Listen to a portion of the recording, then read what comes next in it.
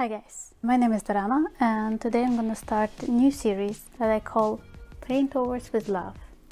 And I got one image from my friend Anna, and she asked me to show her how she can make her image more 3D. She thinks that her art looks a bit more like a clip art.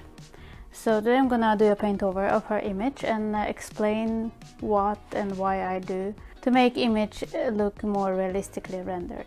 So let's begin. So here is her wonderful image. I really like the colors. It's a bit low res because it was taken from Instagram. It doesn't matter for our purposes. First, when you're shading your image, you have to understand where is the light coming from. So in this case, these highlights and these highlights, I would assume that the light is coming from here somewhere. So based on that, we're gonna shade the image. I'm gonna flip my canvas to see if something is off, and structurally I think her nose is a little bit off, so I'm gonna fix it. I think it should be here, because if we center it on the face, it would be here. And I'm trying to keep intact her stylization. The whole face here is a little bit too flat. We're gonna change that. But it's not just that. Also here, in this part, it's sitting pretty deep in the face usually.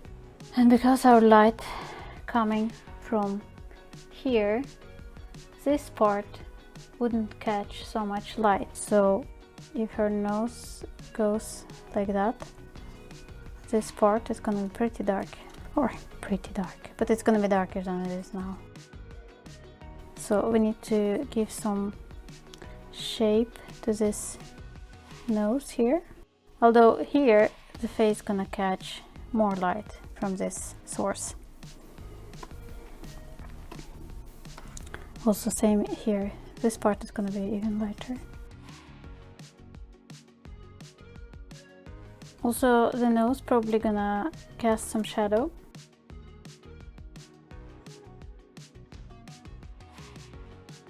As you can see, I'm taking more solid brush and painting in shadows, and then I'm softening up with my blender brush. If you're interested, you can download all my essential brushes in the link down below, free of course, because there's nothing special with these brushes. So now you can see that her face is taking more volume.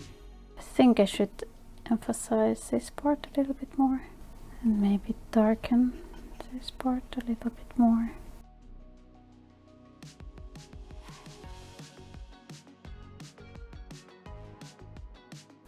Her face is still way too flat down there, so I'm gonna add a little bit more shape on her mouth and areas near that.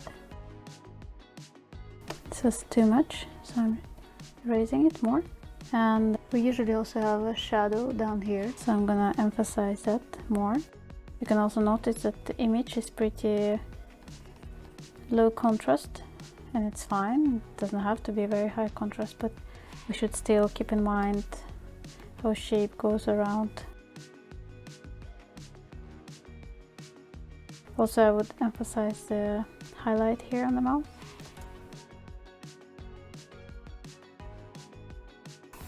Selecting her whole face because I wanna go with very big soft brush and add more shadow down here. Also add a little bit more of ambient occlusion, just here in the mouth, just tiny bit.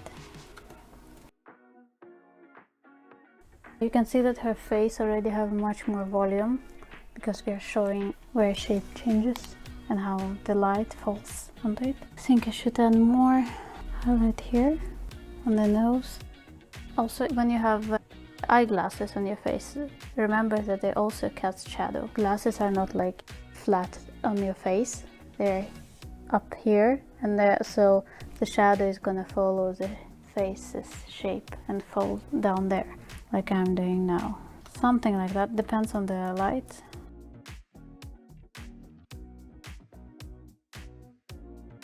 This shadow is a bit weird.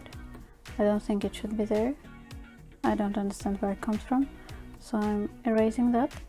The hair right now catching light only like it would be like from here.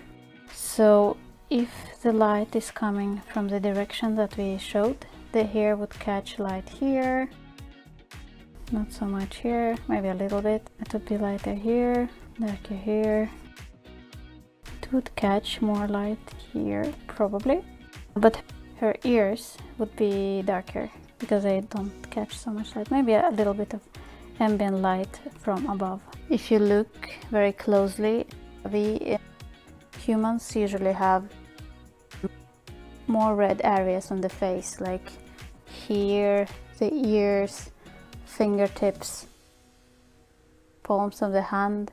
What I usually do when I shade faces, I take very red brush, very red color, and I'm just painting in where it should be red. And then I bring it to overlay and bring the opacity down.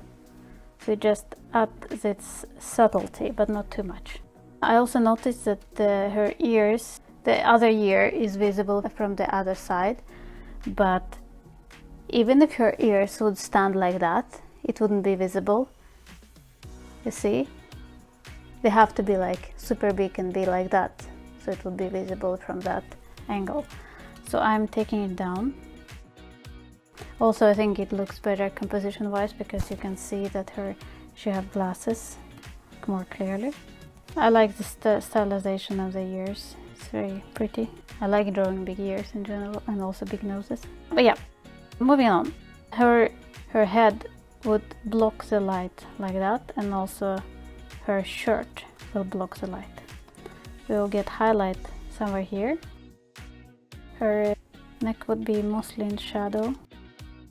The shadow will be deeper the closer it's to the neck, and more soft farther the closer it's to the head, and more soft down there. And also let's paint in the shadow from the hoodie. And yes, here would be probably reflected light from the hoodie. Right now it's way too strong, so let's tone it down. So we would add this ambient occlusion here and here, and it just brings more realism to your images. I would also take and add more bright color here on her eyes. It wouldn't look like that in real life because we have a stylized image. You don't have to do everything as in reality. You can tweak laws of physics a little bit. But in the eye, as you can see on this image, the eye is like a bowl, and if the light is coming from here, it's gonna hit the lower part. So if we have a highlight up here, you're gonna have more bright color on the iris itself. Another thing that I noticed now, that the highlight on the glasses is not parallel, it's different, but it should be more or less same. So I'm tweaking it now to be in the same direction at least. Let's add some drop shadow on the glasses. And you also can, because the glasses are made of some shiny metallic material, so you can add more specular highlight in there. Brings this a bit down, but not too much. Gonna add more highlight here. Also the hair gonna catch more light here. They're gonna have more shadowy parts, bring more volume to it. Some parts should be a bit darker back there. And the hoodie wouldn't catch so much light in here, so I'm bringing it down as well. But it would, however, get light here, here. What's this? Parts we can bring down. Also, try to emphasize contrast on your focal point. In this case, it would be the face. So I'm gonna go and darken the lower part even more. I see that she already did that she didn't render that much the lower parts, but I'm gonna do it even more. And also I would darken up the buttons on the jacket, because right now they took too much attention. I'm gonna maybe do it like that even more. Let's look at the hand. The hand would cast shadow here on the hoodie, but also the whole anatomy of the hand is a bit weird. So here is this part, the back part of the palm, And then we have fingers going from there. I would do this finger like that, so it have more interesting shape. If you look at your hand, you notice that this finger is longer than the first finger. I would make it longer, and the rest of the fingers, they can go down like that. And this finger would be something like that. Usually when I already did preliminary sketch, my God. When I did my first sketch, I usually don't sketch my hand as detailed as I would need to. And then I start painting, and then I realize that I have no idea how this hand is working there. So I usually go in and do another sketch on top like I did here. This part would be darker.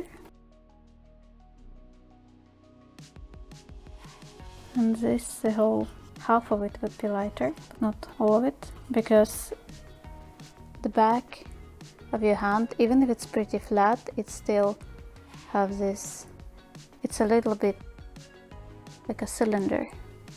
And this bony part, they usually catch most light. You can even see it right here, right now. So I doing them pretty bright, even if I'm gonna bring it down a little bit later. Let's try just paint it in and see if it works. Also, as I said before, the fingers are usually more red, so I'm doing it more red. And this part, right here, can go down, but I think it's gonna be like that. Looks more realistic. So we added more shape on the hand before it was a bit too flat. You can also go in and add more drop shadow from the wires, even if she already did it a little bit. But we can do it even more. When you're shading your images, don't be afraid to add more variety in color and shade, like add more contrast and more depth. Let's see how it looks all together. So this is how it was before, and this is how we changed it. As you can see, I added more depth into it. We shaded the whole lower part, and we tried to think where the light is gonna fall. If you struggle with rendering stuff realistically, you can practice it easily with doing black and white studies from life. I'm actually gonna do a video about how to study volume effectively, what exercises you can do, books to and videos to watch, so keep tuned for that. But for now, we are done. Thank you so much, Anna, for sending it to me. It was very interesting to do. And if you guys liked the video, please leave a like, subscribe, leave a comment, and send me your images to Paintover and help you. You can check my email address in the description down below. Thank you so much for watching, and I'll see you in the next one. And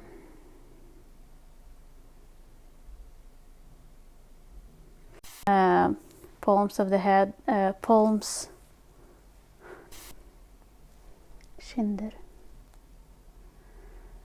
I have just Swedish in my head, so these areas. A little bit on the, I can't speak. My hand, when I sketched, usually when I did prelim. So check my channel back in a while. So keep tuned.